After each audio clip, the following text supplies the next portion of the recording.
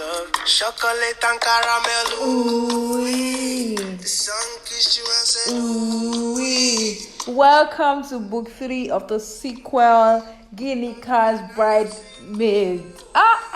Hey! Have you listened to 1 and 2? Have you listened? If you haven't, you are missing out. I mean, you need to really start listening to those episodes now. Auntie Adesuwa, like our author, Adesuwa Oman Onkevi, you're a great author. Like, you try, you finish work. There's someone in my head, right? I think Ife is a chocolate and caramel girl. That's why I'm singing this song for her. The characters of this book, they are so vivid in my head, and they are so vivid. They feel like real human beings that I know. The only thing that is remaining now is for me to go and do simple paint with them in Ikoyi. Welcome to PlannedPath podcast, a choice hub for book reviews and crucial conversations. A safe space for lifelong learning, where you can just read books, where we review for you, and in your busy everyday life, you can still get to keep lifelong learning in the picture of your life. So yes, today we are on book 3. Let's just roll on. Rest. At some point, we'll go on a quick commercial break. You know my name. My name is Tosin Lisk. I like that. Tosin Lisk. Okay, all right. The way the book started, though, I'm like, baby, Ife Dayo, Shekosi, are you all right? Because, like, what's up? Like, what's up with you, Ife Dayo? What are you doing in a dingy motel room? Not even 5-star hotel, though. I mean, that hotel does not even have any star attached to it. And you were not even stood up. I mean, you got a text, Ife Dayo, what is your problem? Like, talk to me. Come out of that book and talk to me. Don't come out, though. I'll be scared. I'll be startled if you come out. Okay, so come out of that book and talk to me, because somebody had sent you a text 4 hours ago to say, I'm running a bit late. Quick dash to take my son to the clinic, but it won't take long. Order something for me. And you went ahead to use your own money to now order plantain and fish for this guy. And this guy did not show up. And of course, you couldn't start driving to the island by that time of the day. Next thing you know, Auntie Feda was there sitting alone, eating cold fish and plantain. Oh baby, why are you doing that to yourself? So like, that man has a son. I mean, what are you doing with him? And the son, I mean, likely a married man. What are you doing with that kind of person? Then it now struck me that incident just happened after she reconciled with him. 15 months earlier, she had actually like broken up with this particular individual. Ife Dayo, what's up with you? So Ife Dayo is one of Ginika's bridesmaids. 15 months ago, she had told Isioma to drop her off at a motel, and Isioma was busy wondering what's up with her. And as Isioma was reversing now, like, why did we come here and all of that? Isioma never followed her to enter, so she just dropped her in front of the motel. Next thing, the guy's name is Olumide, by the way. The guy, Moyo, the guy's wife, Moyo, and her friends were in front of the motel, ready to beat her. God knows how they had information that she was going to meet up with Moyo's husband, that is Olumide, there. And they just beat her. That kind of thing felt like a movie. As they were about to attack her, like, I think they even tore her clothes or something. That's how, you saw her not go, she was reversing. She was there. She just quickly carried Ife Dayo and left the scene. Imagine after all that drama, she still went back to the person. Something must be wrong, because actually from Ara and Ginika's books that we reviewed last week, when I was actually reading the book, I was like, they were already describing Ife Dayo as a typical Lagos runs girl, but I did not want to believe it, because my don't judge me area, don't judge quickly area. I wanted to give her an opportunity to explain herself in her book, but it turns out that she's actually a runs girl, as indicated earlier. So let me give you a little backstory, understand, about Ife Dayo. Ife Dayo is from a modest family, and I think her family used to live in Ikeja before they moved to their house around Lagos Ibadan Expressway, Cement to be specific. So they are just a typical middle-class family. They have what they need and some nice extras, nothing too fancy, and really nothing in our childhood screams trauma of any sort, except from the fact that as she was growing, she didn't like her body, she didn't like her breasts, she felt that she was growing too fast and everything. So her sisters, Ibilola, he felt our sisters, Ibilola and Ibukun, had always been in the picture from the beginning. So like typical family, parents are together and all of that. And then when she now went, she didn't get admission to Unilag. So her sister was already in Unilag and had a boyfriend. So she was hoping she could do same, but she couldn't get admission and she didn't want to wait at home any longer. So she went to Osu. Osu. So she went to Osu, and then because her sister already had a boyfriend, she probably felt under pressure. I think that happens. So maybe a sister is married, the other sister feels like, oh, I need to get married. Especially when the sister that is now married is now the younger one. But in this case, it wasn't even the younger one. So the sister was already had a boyfriend, and she felt like, oh yeah, let me get my own boyfriend and everything. And then in the middle of being in school and all of that, she's of course typical fine girl. She was catching the attention of guys and everything. Then in between the OG, she now met Olumide. This Olumide that she feels that she's the love of her life. Is the love of her life. This Olumide doesn't mean well for her at all. Because tell me, he's such a gold digger. Like the Olumide character, so annoying. Like annoying Olumide. So what happened to Olumide was that if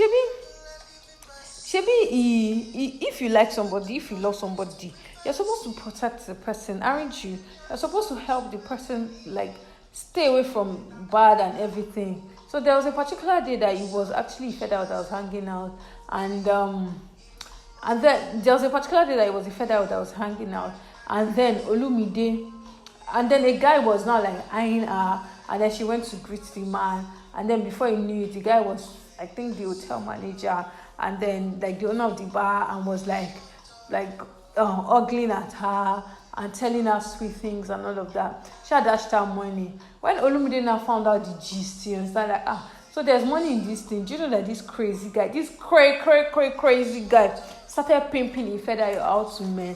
That's so messed up in every way, like just very, very, very messed up. And before you knew it, like it was, of course, he saw it as an open window and he was pimping her out to guys. And it now made it look like, I didn't even like the way he made it look like. He made it look like, oh, good girl, you're helping me. Don't worry, this is the last one. And that was very bad. Of course, before you knew, she couldn't focus on her studies and all of that. She had extra year and started paying to sort out lecturer. She started paying to sort out lecturer. She put herself in a very bad position then, because I mean, your family wasn't running away from you. They didn't push you from the house. What's up? And for me, that really goes up to say that, like, we all need some kind of accountability in our life. If she had some good friends, mentors, people she could trust, and she was telling the thing, I'm sure they would have chased that gold digging Olumide out of her life. But anyways, the story didn't happen like that. She was still doing gege for him. Next thing, she was on campus. She now later found out that, I think she was 7 then. She now later found out that Moyo, Olumide rather, impregnated Moyo, and she was like, why did you do that and everything? You should calm that down. I mean, as a human being, you need to really know yourself, because somebody cannot be acting all shades of wrong like this, and you'll not be finding excuses in your mind for the person. Like, such excuses should not even occur in your mind at all. Like, call a spade a spade. It doesn't matter how if the person deflowered you. I've said this several times on this show. It doesn't matter who that guy is. Just let the person go for your national peace and progress. Anyway, so they got married and then they have kids. And you know the more twisted part of the story, Ifedayo is such a complicated character. Ifedayo was Olumide's cash cow. Like, he obviously had something against her, and I was like, what the hell is it? Like, no matter how bad it is, do your worst. The internet, bring it out on the internet. The internet will forget eventually. Like, I mean, always have this mindset in your mind, because I mean, even if you made a mistake, something that happened, you change your ways, and someone wants to blackmail you, don't let the person, like you, I think it was Tiwa Savage that leaked her own sex video. Just leak it by yourself if you have access to it. Or come out and say, oh, see, this is what happened when I was stupid at this time, and this. You just don't empower your abuser. Don't let the person know that. And this is domestic and sexual violence, domestic and sexual and gender-based violence month, awareness month. And honestly, if you really do have somebody in your life that is a perpetrator, don't even empower them at all. Like, just say it out. and let them come out in the open. Because the more they think that the secrets that they have against you is important to you, the more they have power over you. Anyways, I'm rushing this book. Let me calm down. I just want to give you all the gist at once. Okay, so that arrangement was very wild, because she was financing Olumide's family. That's Ifedayo. Very wild something. But then, what happened? What he actually had against her was that he had a video of her in an orgy. So it so happened that she pimped him out to a guy, and then she did not know, you understand, that it was supposed to be an orgy. And because he was one that arranged it, he already set camera. Because he's planned it that you can always use it to like make money out of the people in the kingdom. One of the people that were in the stuff, I think, that were in the video, the orgy, he used it to milk money out of the man till the man died. And of course, when the man had died, he had to start like doing that for Ifedayo. He brought out this trick when Ifedayo was trying to leave him, you understand, like afterwards, like when she was trying not to pick his cut and everything. So, I would say, let me say this. Let's just even leave what Adesuwa, I said Adesuwa to me. Let's just leave what Adesuwa Omokedi says, like in the book. But let me give you my own personal opinion, because I understand all this is my body, is my life, is my this, is my that. I understand everything you're saying. I'm not arguing with you. Like, you're right in your own right. See lines. So you're right in your own right, like, so that you will not come and drag me like Tiger Generator. I understand what you're saying, but there's something I want you to say to you, is that the internet never forgets. There's a lady that is known for PORN. This lady, right? I just typed PORN, popular female PORN actors, and her name just popped up. Like, her name just popped up. And I was like, oh my God, this woman, you are here. Like, and did you know at some point in her life, she actually came out to apologize and to say that she regrets what she has done before and everything. Because the videos are just there now. Even if she was like, she would have, much as she would like to take those videos away, and the videos are just on the internet, there's nothing she can do about it. So yes, it's your body, it's your life. Enjoy by all means. I'm not saying don't, you understand, but just remember that the internet never forgets. And you can call me old school though, it's fine, but I really don't see what your nipples, what your bra strap is doing in front of a camera. Like, I think I've even told some young people that I feel that we have that kind of rapport. I've just mentioned my opinion about it, and of course it's not like I can't do anything to stop anybody, they're adults, but there's nothing some things are doing in front of a camera, really. Those things are for your privacies, and you should pay attention to it. Those videos will come out later. Even if you are not trying to even run for presidency or something that you understand, Kenny, it could be just your children. These days, something I do when I meet somebody, or I just want to talk to, I meet somebody, or maybe I'm interviewing somebody, I have business deal with somebody. Sometimes I just Google the person's name, just type it up on Google. You'll be shocked the things that will come out. Pictures of old boyfriends on Facebook. If you have that, please go and delete them. So those things are not really nice to see, Sha. I don't think that we should live our lives that way. I really don't think so, you understand? So pay attention to that. Let me go on a quick commercial break. We've done 14 minutes now. That was quick. So let me go on a quick commercial break, and I'll come back to review the remaining part of the book.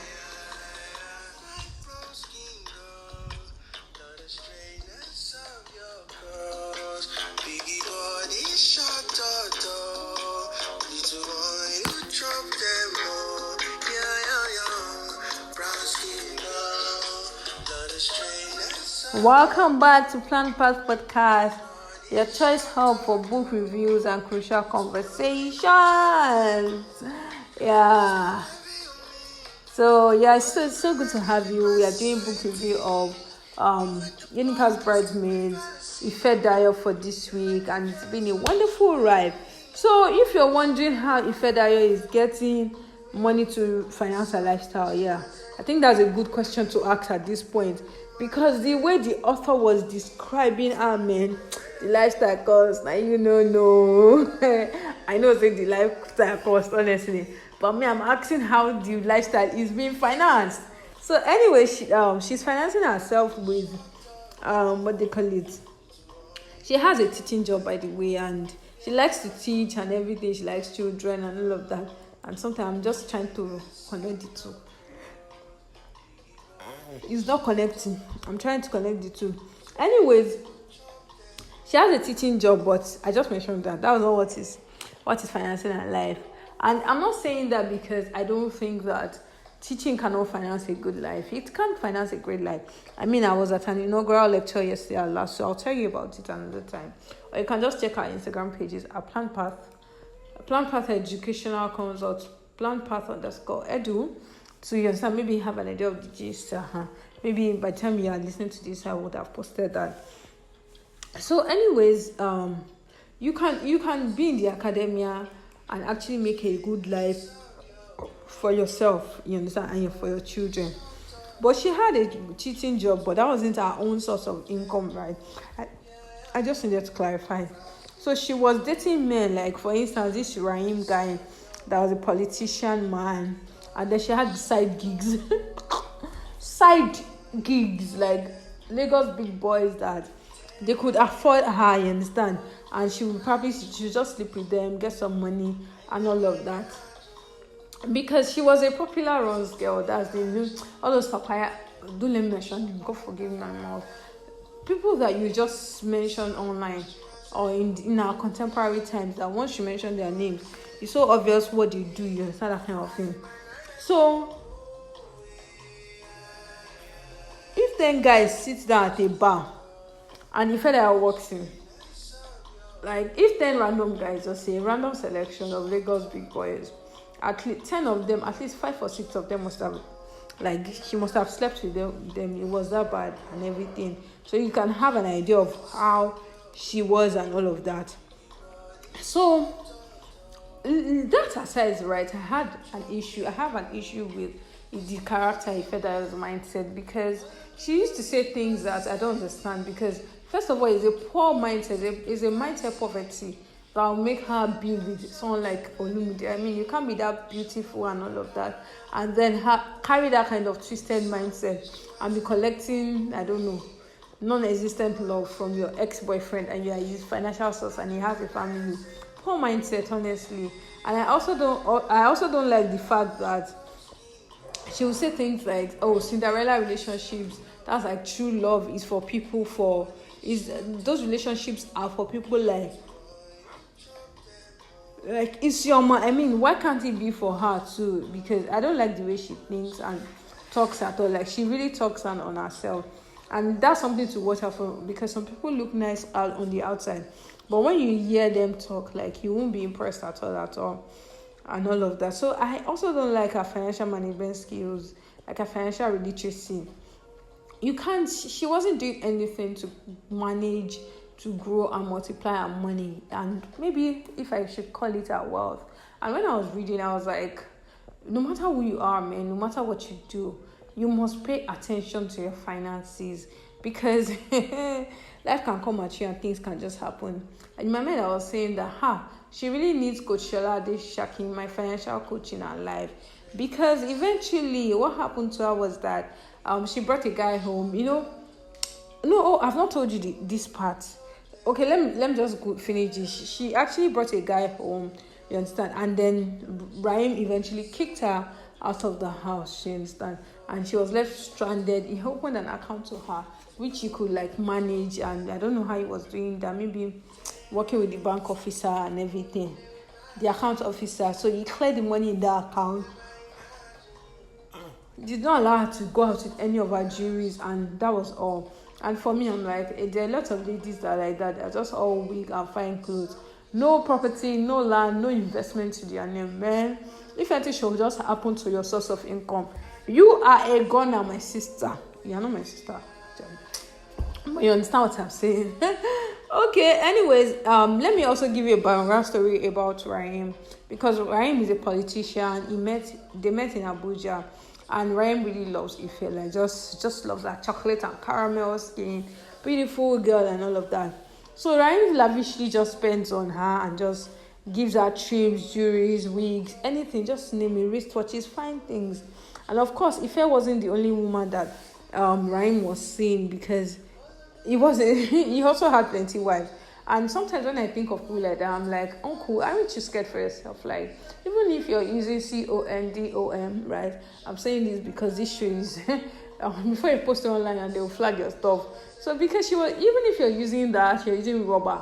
Aren't you still scared of things that can be passed through kissing? Aren't you scared of things that transfer spirit, like giving your body to so many people? That is not life, trust me. If you're living that kind of life and you just feel you're enjoying, like, let me introduce you to a better life, man, because you are suffering, my brother or my sister. Anyway, so he still kind of wanted some kind of exclusivity with Ife, because he was like, he got an apartment and he was like, no, that she cannot bring a guy to the apartment that he got for her. You understand? And I mean, that's not bad. Like, in a way, fair enough. He would place the tune, owns the pipe and dictates the tune. I mean, how do they say that thing? But for me, I would just encourage women, just encourage ladies not to put themselves in a bad position in life, that you now have to be negotiating those kind of nonsense terms and conditions with somebody. If she was doing a proper job or she had her businesses and all of that. And for me, she looks like someone that can do well in anything. She has a good, what do you call it? She's a determined person, and she would have done well if she decided to do business. So just don't be agreeing to rubbish. Do your work and have your own money, and put yourself in a good position in life generally, Sha. So anyways, there's one gist in the book as well that, as I round up this episode, I hope I'm rounding up. It doesn't look like I'm rounding up though. So there's one gist in the book where Ifeda was at work, and Ozioma is actually the next bridesmaid that I'll be talking about, and my sister, my co-host, our guest, Precious Uka, would most likely be at that book review for next week. So that's what we'll be talking about. So Ozioma called Ifed and told her that she should run away from school immediately, because Moyo, that's Olumide's wife, and her friends were in front of her school to beat her, and it was almost closing time, so it would have been very embarrassing. That's how she just quickly collected scarf from one of her colleagues, Mary, and she just covered her face and used the second gate and ran away. And that, so she just jacked her. She went home and she was feeling bad.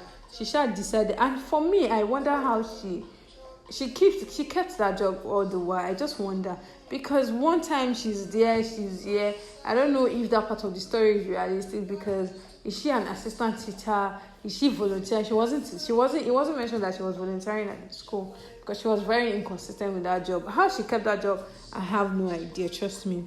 So anyways, big girl now, after she slept in her house, she was tossing in bed.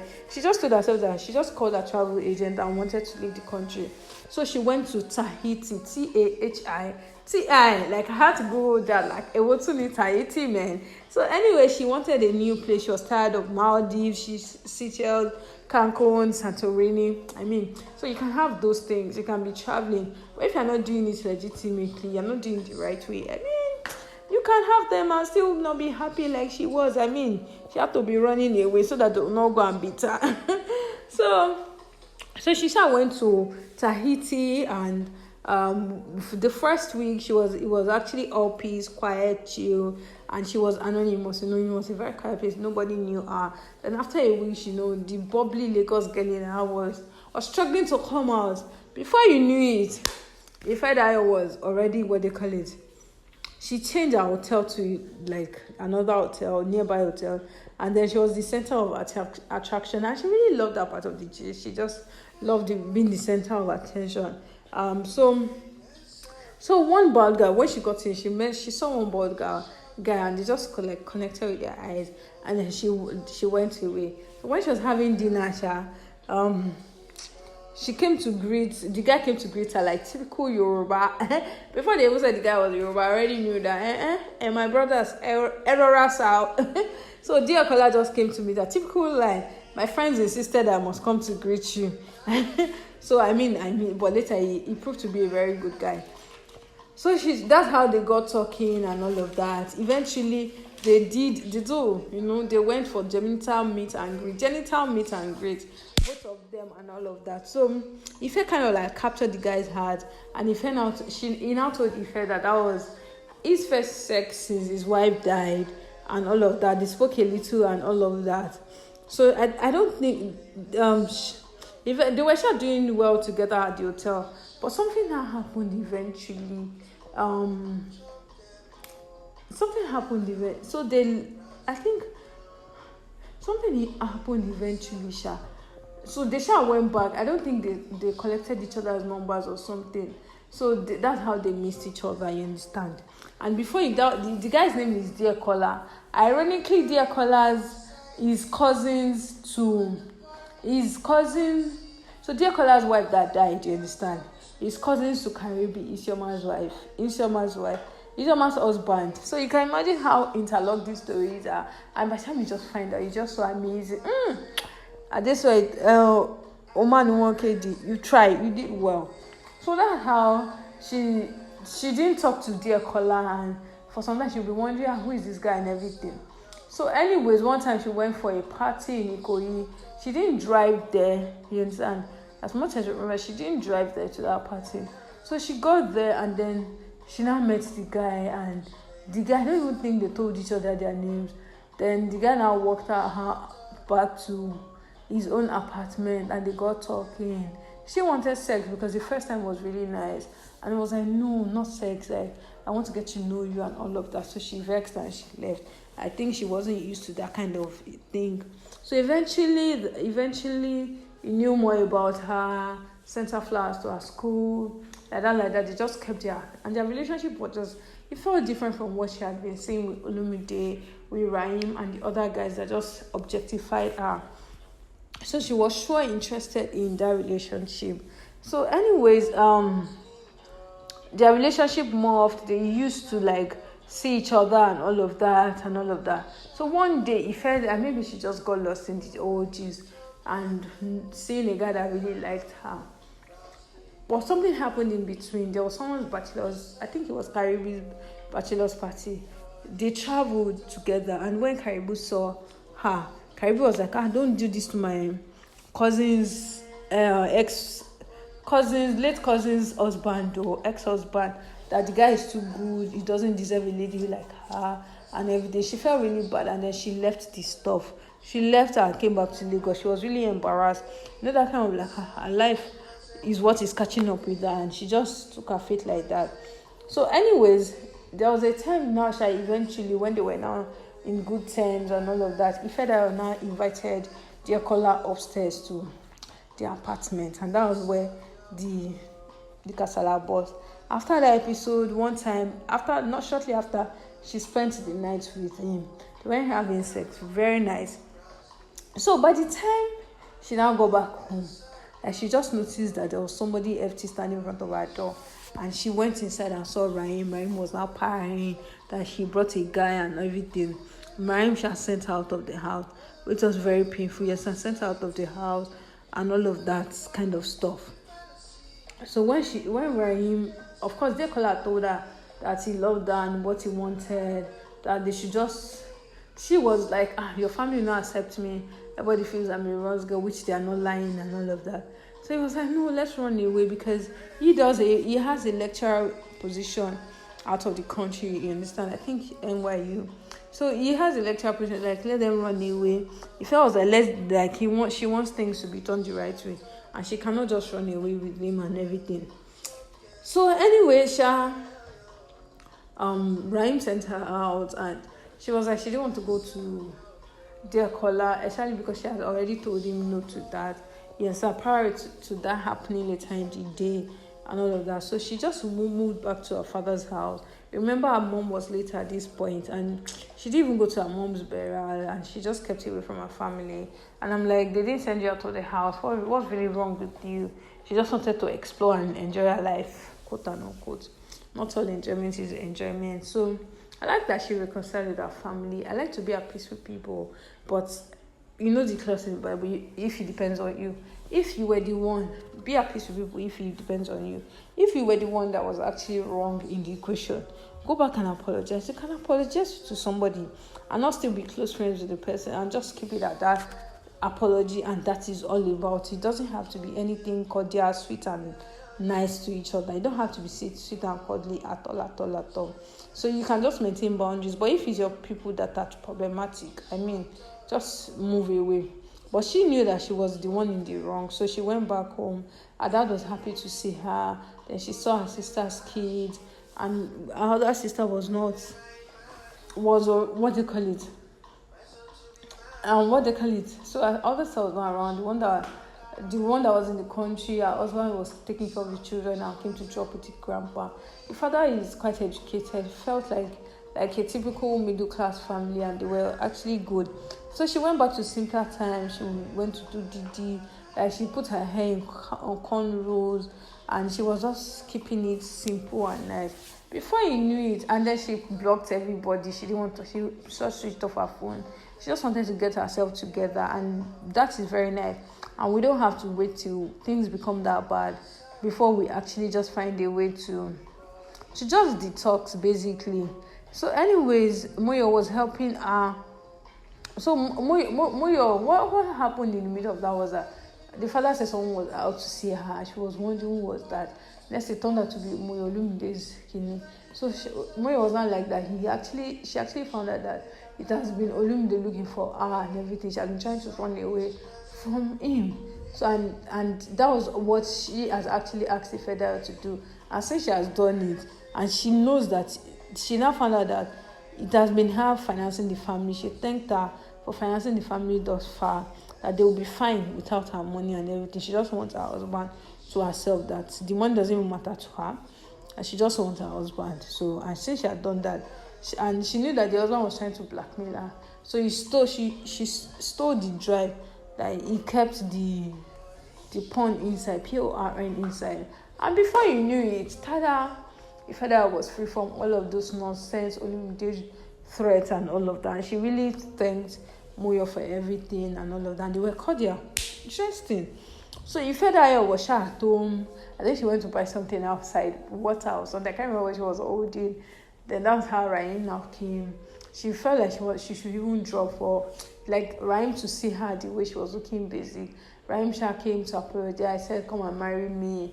I'll give you your apartment back and everything. I love that she didn't go back. Because someone that can treat you like that, like, if you go and marry me, your eye will just peel big time.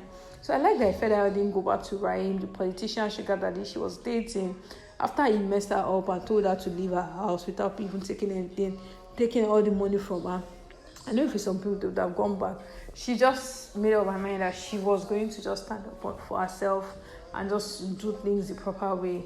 See, the things you don't do right, it will still want you in front. So just do things the right way, honestly. So she just let go of Rahim. She was in the house. She had not even started figuring out what to do with herself and all of that. That was how dear caller, this party sweet me die. That's how Ifeda was in the house. I talked to her father. Then dear caller came, greeted the father. I was like, oh, you did dear caller she had been talking about. Then the father was not looking at them one kind. The next thing, the guy hugged her and they made up and everything. Like, where have you been running to?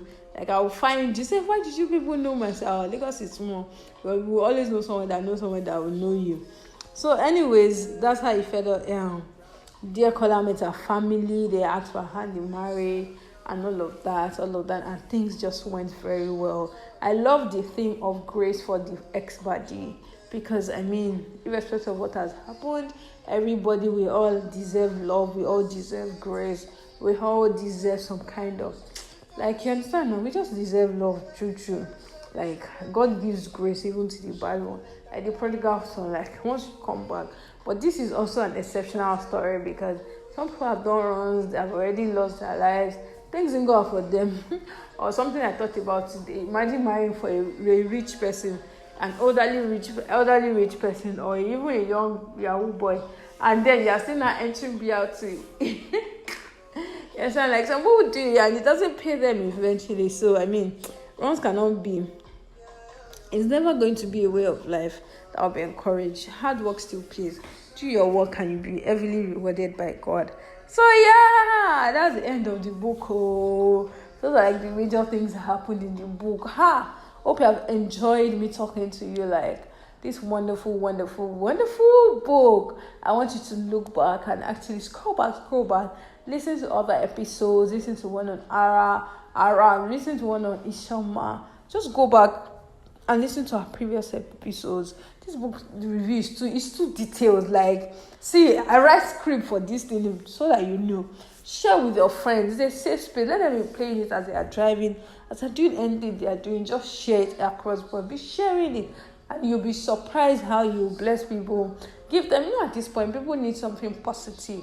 People need a safe space. People don't need all the bad news. They need something that will encourage them, open up their minds to learn new things, to just, keep them going in life. And I think it would be nice to send this to a friend, a sister, a brother, someone you care about, your parents, that are always sending you WhatsApp memes and everything. Give them a podcast, let them be listening to. They will have something else to talk about, you understand? So make sure you share it. We're all available. We're available on all platforms. PlannedPath podcast, you understand? My name is Tosin Leaks. I'm your host on the show. Remember that this episode is brought to us by PlannedPath Consult. We're trying to offer lifelong learning. We do teacher trainings, mental health trainings, book reviews like this on our podcast. We do education consulting, sending over your courses to your trainings to courses and everything that has to do with education. We talk at events, at schools, on contemporary issues in education. So feel free to reach out to us. PlannedPath Consult, we'll be glad to have you on the show. Thank you so much. My name still remains Oluwatosin Mugwadade. See you now. I said Oluwatosin Mugwadade. My name is Tosin Leaks. I'm married. Alright guys, see you in our next episode for Ozi Oma. Take care. Bye-bye.